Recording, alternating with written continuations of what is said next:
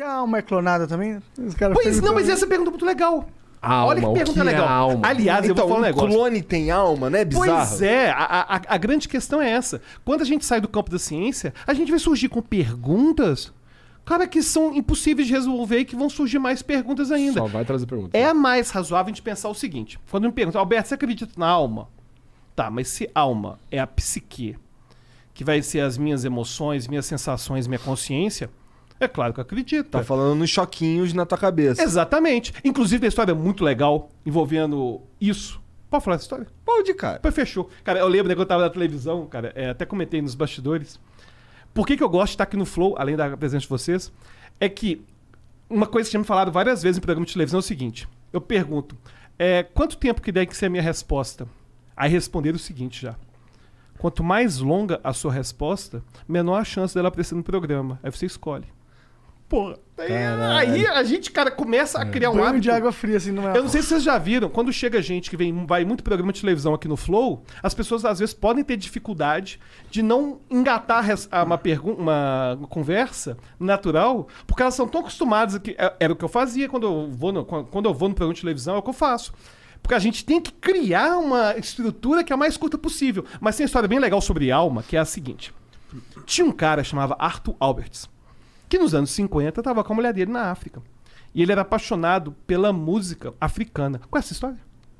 Pra surpreender, você não sabe o que vai acontecer na história. Aí aconteceu, eu tava lá na música africana com o Jeep dele. E ele era apaixonado com a música africana. E ele levou um gravador. E ele começou a gravar a música africana. E foi gravando, apaixonado, fazendo lá o safari dele. E aí teve um show de música africana que ele ficou encantado. Falei, caramba, isso é legal demais. E aí ele gravou tudo e ele chamou os cantores. Chamou o cantor, vem cá pra você ver como que ficou a gravação. Anos 50, na África. Venha cá ver como que ficou a gravação do seu show. Aí o cara deu play, né? Lá no gravador, que tava ligado direto no Jeep. Aí quando o cantor viu a voz dele saindo do gravador, ele ficou desesperado. E isso é uma magia tremenda. Isso aí é um demônio. Roubaram a minha voz. Ela tá dentro do gravador. Roubaram a minha língua. Vou te matar. E começaram a querer matar o Arthur Alberts. Caralho. E pegaram uma faca e iam matar ele. Aí ele arranjou um espelho correndo. Não, sua língua tá aí. Nossa, isso é muito perigoso. Isso é uma magia tremenda. E aí ele se salvou com o espelho. E quando a gente pensa na voz... Que loucura. Bizarro, né? Cara, a minha voz, ela é leve. Ela some. Eu falo que ela some. Como que a voz poderia, né, tá materializada? Pois é.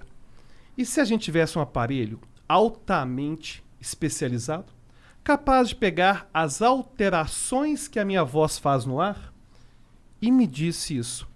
E a gente desse o nome disso de microfone. Aí eu poderia pegar a minha voz, que parece que é totalmente etérea, e colocar em algo concreto. Aí você me pergunta, e a consciência? A consciência está no cérebro. Aliás, está no corpo todo, depois a gente até pode falar sobre isso. Está no corpo.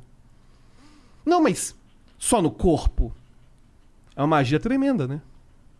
No final das contas, quando as pessoas não acreditam, muitas vezes, que é possível a gente ter toda a nossa consciência no cérebro, sinto que às vezes as pessoas estão como aquele africano, sabe? Que por não entender como que o cérebro funciona, como a história de Phineas Gage, a história de Phineas Gage é boa zona também, que tem a ver com isso, que os nossos comportamentos, cara, se você pegar seu corpo... Pô, tu não vai contar a porra da história? Vou contar, cara, Ah, peraí. tá. Aqui não, eu posso falar infinito, né? Pode. Demorou. Muito bom. Se você Que pegar, bom, por exemplo, cara, se você for lá fazer sua barba e cortar levemente o seu dedo, cara, ou sua cara, passou um dia, não deu nada. Mas a gente faz esse mesmo dano no seu cérebro, você nunca mais vai ser o mesmo. Como o Phineas Gage. O que aconteceu com o Phineas Gage, cara? E é uma das histórias mais legais da neuropsicologia. O cara tava lá trabalhando. Malaco tava lá trabalhando. Pá, mexendo numa trilha. Trabalhava com explosão de linha férrea. Explosão de linhas férreas. Quer contar a história? Não, manda brasa, manda brasa. Você tá contando muito bem. Sem brincadeira. Então, beleza. Tá gostando? Tô parecendo que eu tô numa aula de psicologia, tô aqui. É porque eu dava aula disso, né? Tá muito Mas, bom. enfim. Tá muito bom. Não sei se a audiência quer saber sobre neuropsicologia, mas vamos lá. Aí ele tava trabalhando a linha férrea. E aí ele estava implodindo a linha férrea. Aí, cara, uma barra de ferro atravessou o crânio do Phineas Gage de fora a fora. Pá! Saiu. Caralho. E o mais louco não é isso, não. O mais louco é que ele caiu no chão e levantou como se nada tivesse acontecido. Um rombo assim, né, cara? Um rombo. Tem foto dele, inclusive dele na internet. Eu quero ver. Phineas Gage, com PH. PH. Phineas Gage. Phineas G-A-G-E. E aí, cara, ele... É uma coisa mais absurda, um dos casos mais absurdos da neuropsicologia.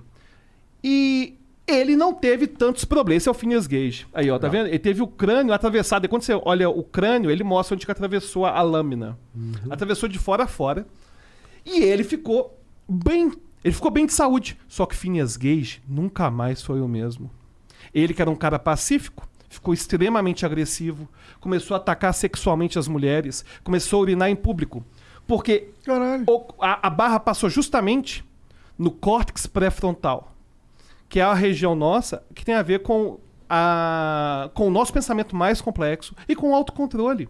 Tem a ver com o controle da impulsividade, controle da agressividade, que é aquilo que o álcool, que é uma droga tão perigosa, a gente tá até brincando com álcool aqui, e é claro que beber álcool sem ter abuso, depois a gente pode falar de abuso para falar de maconha de uma forma mais séria, mas o ponto é o seguinte, o álcool, a pessoa fica violenta porque o álcool faz no cérebro aquilo que... Não desse jeito, né? Mas aquilo que a barra do Phineas Gage fez. E o ponto é o seguinte, quando o nosso cérebro sofre danos, a nossa personalidade muda por completo. A gente nunca mais é o mesmo, entendeu? É uma deformidade orgânica. Ele perdeu... A mulher dele se afastou dele, junto com a filha, porque um dia o cara tava com comportamento suspeito pra cima da filha. E aí você fala assim, pô, fácil, simples. Deformidade orgânica não, uma deformidade aqui causada por um evento. Causou-se, então, uma deformidade física no cérebro, mudou a personalidade. Então quer dizer... Vitor e Alberto, que sempre que alguém tiver alguma deformidade orgânica, alguma alteração em uma forma do cérebro, vai ter alteração na personalidade? Não sempre. Então quer dizer que a pessoa que não tem deformidade nenhuma no cérebro, não sofreu esse ataque, esse atentado, ela não vai ter uma personalidade antissocial? Não sempre também. Você tem, por exemplo, psicopatas, né, que o pessoal fala, né?